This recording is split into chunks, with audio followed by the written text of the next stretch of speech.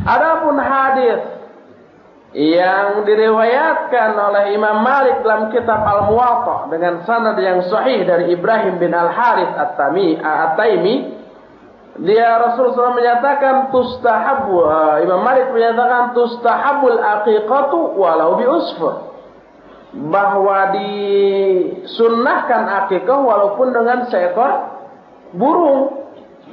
Sebesar-besarnya burung gimana? Paling cukup untuk seorang atau dua orang. Maka ini perucapan ini sekalipun sahih, tapi maknanya untuk mubalaghah, untuk menekankan betapa sunnahnya masalah akikah ini. Tetapi tidak berarti dibolehkan berakikah dengan seekor burung. Taubahnya seperti sabda Nabi SAW kepada seorang laki-laki yang minta disaksikan oleh Rasul SAW, dia akan memberikan harta kepada salah seorang anaknya, tapi tidak diberikan kepada anak-anak lain. Lalu Nabi SAW menyatakan, "Akul waladika nakhalta?" Qala la. Apakah semua anakmu diberi hadiah ini, harta ini? Dia menjawab, tidak. Kata Nabi SAW, "Idhab fa'ashid ghairi fa inni la ashhadu ala zurin." Kata Nabi SAW, pergi cari saksi yang lain, jangan aku, karena aku tidak mau menjadi saksi tentang zur. Zur itu artinya kebohongan. Maksudnya Nabi SAW menyuruh silakan cari saksi lain. Artinya bukan berarti boleh orang lain menjadi saksi atas perbuatan itu. Tapi ini menunjukkan mubalaghah, menekankan tidak bolehnya hal itu. Kalau begini jangan anak jadi saksi, carilah yang lain. Yang lain pun kalau yang berakal dan orang itu soleh dan tahu pasti tidak akan mau juga. Cari lagi orang lain. Akhirnya tidak ada. Ini disebut mubalaghah. Mubalaghah itu untuk menekankan betapa hal itu terlarangnya. Begitu pula ucapan Imam Malik tadi, disunnahkan akikah sekalipun dengan seekor burung. Ini bukan berarti boleh akikah dengan seekor burung, tapi itu mubalaghah untuk menekankan betapa sunnahnya masalah tersebut. Adapun maksud sabda Nabi sallam, "Wala yadurrukum zukranan wala inathan," arada anna syatal aqiqah yajuzu an takuna dzakaran aw unsa. Qalahu al-Baghawi fi syarh sunnah. Maksudnya kambing untuk akikah boleh yang jantan, boleh juga yang betina, sebagaimana yang dijelaskan oleh Imam Al-Baghawi dalam Syarh Sunnah. Berkata Imam Malik, "Laisatil aqiqatu biwajibah, walakin yustahabul amalu biha. Faman aqqa an waladihi fa innaha bimanzilatin nusuk wa dhahaya la yajuzu fiha arja wala maksura wala ajfa wala marida wala aura wala yuba'u min lahmiha syai'un wala min jildiha wala yuksaru idhamuha wa ya'kulu ahluha min lahmiha wa yatasaddaqun wala yumassu as-sabiyyu bi syai'in min dammiha." Kata Imam Malik, akikah itu tidaklah wajib, tetapi sunnah mengamalkannya. Maka barang siapa orang yang mengakikahi anaknya, maka taubahnya seperti dia itu berkurban, menyembelih untuk kurban. Maka tidak boleh yang pincang, yang cacat, yang patah salah satu kakinya, yang pecah, yang sakit, ataupun cacat-cacat yang lain.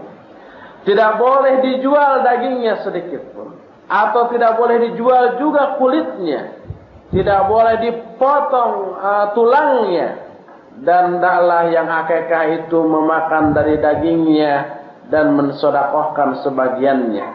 Juga tidak boleh sedikit pun dari darahnya diusapkan kepada si anak yang diakikahinya. Itu perkataan Imam Malik rahimahullahu ta'ala. Disunnahkan dalam hal akikah menyembelih 2 kambing untuk anak laki-laki dan 1 kambing untuk wanita. Ada banyak hadis tentang ini. Di antaranya dari Aisyah radhiyallahu anha secara marfu, Rasulullah menyatakan, "Anil gulami syatan mukafaatan wa anil jariyah syah." Akikah untuk seorang laki-laki 2 ekor kambing yang sepadan, sekufu, yang sama besarnya. Sedangkan untuk anak wanita 1 ekor. Hadis ini sahih, dikeluarkan oleh Imam At-Tirmidzi, Ibnu Majah, Ahmad dan yang lain-lainnya. Kedua hadis Ummu Kurz Al-Ka'biyah secara marfu, Nabi SAW menyatakan, "Anil gulami syatan wa anil jariyati syah wa la yadurrukum dhukranan kunna insanan." Inatan. Bahwa akikah untuk laki-laki 2 ekor kambing, sedangkan untuk wanita 1 ekor. Tidak mengapa bagi kalian baik yang jantan ataupun yang betina. Untuk akikah boleh yang betina. Malah boleh juga yang bajir disebutnya. Apa bajir? Yang mandul. Yang nggak beranak biasanya gemuk karena banyak dagingnya atau banyak gaji. Banyak apa? Banyak gaji. Banyak lemak. Sedangkan mukafaatan artinya adalah mutasawiyatan, sama, atau mutaqaribatan, atau hampir sama. Besar 2 ekor kambing untuk laki-laki. Tidak boleh yang 1 kecil, yang 1 besar. Ini dikatakan oleh Imam Ahmad radhiyallahu anhu. Kemudian ada anggapan yang menyatakan akikah ini boleh kalau tidak ada kambing dengan ayam atau dengan burung. Ini tidak mencukupi. Tapi wa yustahabu dzabhu ma tu'ayyana fil hadis. Harus disunahkan menyembelih itu apa yang ditentukan oleh hadis. Udah 2 ekor untuk laki-laki, 1 ekor untuk wanita, dan harus yang sepadan. Disunnahkan menyembelih akikah itu pada hari ke-7 berdasarkan hadis Samurah yang lalu, tudbahu anhu yaumas sabi, bahwa disembelih akikah itu pada hari ke-7-nya. Nah, di sini mu'alif menyatakan wa yajuzu an tu'akhkhara anis sabi', boleh juga diakhirkan selain hari ke-7, yaitu hari ke-14 atau ke-21, berdasarkan sebuah hadis, al-aqiqatu tudbahu li sab'in wa li arba'i asyrat wa li arba'a asyra wa li 21. Akikah itu disembelih pada hari ke-7 dan pada hari ke-14 dan pada hari ke-21. Lalu ketika mentakhrij hadis ini, beliau katakan hadis hasan insyaallah. Saya punya kitab yang berjudul Ahkamul Aqiqah yang disusun oleh salah seorang Syekh Al-Albani juga. Beliau membaikkan hadis ini. Sehingga karena ini tasyri', menetapkan hari disembelihnya akikah itu merupakan penetapan syariat, tidak boleh didasarkan kepada hadis yang dhaif. Harus didasarkan kepada hadis yang minimalnya hasan. Disunnahkan pula mencukur rambut pada hari ke-7, lalu mensedekahkan perak seberat rambut itu. Perak, bukan emas. Berdasarkan hadis yang diriwayatkan oleh Imam Ahmad, Al-Baihaqi dan yang lainnya dengan sanad yang hasan dari Abu Rafi, dia berkata, "Lama waladat Fatimatu Al-Hasana qalat, ya Rasulullah, ala a'uqu an ibni bidammin? Qal la, walakin ihlaqi sya'rahu wa tasaddaqi biwaznihi minal waraq alal awfad atau alal masakin. Ketika Fatimah melahirkan Hasan, dia bertanya, wahai Rasulullah, bolehkah atau tidakkah aku mengakekahi dari anakku ini dengan darah? Kata Rasulullah SAW, tidak. Akan tetapi cukur rambutnya dan bersedekahlah dengan perak seberat rambut itu kepada para fakir atau miskin. Sunnah mencukur rambut itu seluruhnya, tidak disisakan sedikit pun. Karena menyisakan sedikit itu terlarang. Apalagi kalau menyisakannya tidak rata. Di tengah sedikit, pinggirnya rata, kemudian di depan ada lagi sedikit, di belakang ada sedikit. Itu terlarang. Zalim itu. Berdasarkan hadis, sami'tu Rasulullah SAW yanha 'anil qaza'. Aku mendengar, ini hadis Abdullah bin Umar radhiyallahu anhuma, aku mendengar Rasulullah SAW melarang dari qaza'. Qaza itu ayyuhluqa ra'sas sabi fayatruqa ba'dha sya'rihi. Qaza itu artinya mencukur kepala seorang anak sebagian saja dan sebagiannya lagi dibiarkan, tidak dicukur. Ini dinukil oleh Imam Ibnu Qayyim Al-Jauziyah dalam Tuhfatul Mawdud dari Syekhul Islam Ibn Taimiyah. Salah satu hikmah dilarangnya ini, kata Ibn Taimiyah, wa hadza min kamali mahabbatillahi wa rasulihi lil 'adl. Fa innahu amara bihi hatta fi sya'nil insani ma'a nafsi.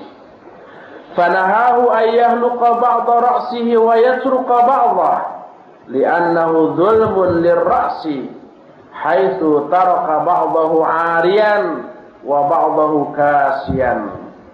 Wa nadhiruhu annahu naha 'anil julus baina asy-syamsi wadh-dhilli fa innahu dhulmun li ba'di badani. Ini larangan dari qaza. Apa qaza teh? Mencukur sebagian rambut, sebagian lagi dibiarkan. Ini salah satu bukti kesempurnaan kecintaan Allah dan Rasulnya terhadap keadilan dan bencinya kepada kezaliman. Karena sungguhnya Rasul SAW memerintahkan untuk mencukur, untuk memerintahkan keadilan sekalipun tentang manusia terhadap dirinya sendiri. Maka beliau melarang seseorang mencukur sebagian rambut dan meninggalkan sebagian yang lainnya, karena ini zalim kepada kepala. Karena sebagian kepala dibiarkan telanjang, sebagian yang lainnya dibiarkan tertutup. Ini sebanding dengan larangan Rasul SAW duduk di pas perbatasan antara panas dengan teduh di bawah teriknya matahari. Ya, kalau siang-siang jam segini ada bayang-bayang rumah atau bayang-bayang pohon gitu kan. Ada perbatasan antara yang teduh dengan yang panas. Kata Nabi SAW, dilarang kita duduk berjemur pas di tengah-tengah, di garis itu. Di antara yang terang dengan yang gelap, di antara yang teduh dengan yang panasnya. Karena apa? Karena itu zalim kepada sebagian badan, sebagian kepanasan, sebagian apa lawannya? Adem. Nggak kedinginan, enak. Zalim. Zalim.